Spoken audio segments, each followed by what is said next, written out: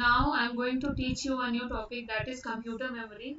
As you can see, I have written here, it is a storage device which process and execute instructions. Then I have made a new slide, that is how many types of memories are there. There are two types of memory, primary memory and secondary memory. And in these primary memory and secondary memories, also inside these memory, the more category of memories are there. So I will let you understand. Inside primary memory, primary memories is also called internal और main memory. Primary memory को internal या main memory भी कहते हैं. Primary memory में कौन कौन सा आता है? रैंडम एक्सेस मेमोरी, जिसको हम रैम बोलते हैं. It is working memory of computer system.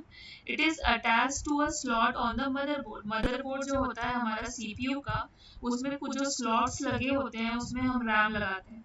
It is called volatile memory because when we switch off the computer, all the data get lost. इसको volatile memory बोलते हैं क्योंकि जैसे ही हम फोन अपने कंप्यूटर को स्विच ऑफ करते हैं हमारा डेटा चला जाता है. दूसरा होता है DVD. DVD means digital versatile disk. It is optical storage device used for data storage and recording movies with high video and sound capacity. Storage capacity होता है 4.1 गीगाबाइट टू 17 गीगाबाइट. आप देख सकते हैं कि डीवीडी की स्टोरेज कैपेसिटी बहुत ज़्यादा होती है. फिर हम पढ़ेंगे रैंडम एक्सेस मेमोरी.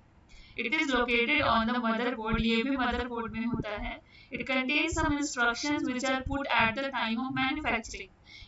इसमें कुछ इंस्ट्रक्शंस होते हैं जो मैन्युफैक्चरिंग के टाइम में रैम में डाले जाते हैं. और मतलब इसमें वो इंस्ट्रक्शंस होते हैं जो कंप्यूटर को रन और एग्जीक्यूट करने के लिए जरूरी होते हैं, जैसे कंपाइलर, इंटरप्रेटर.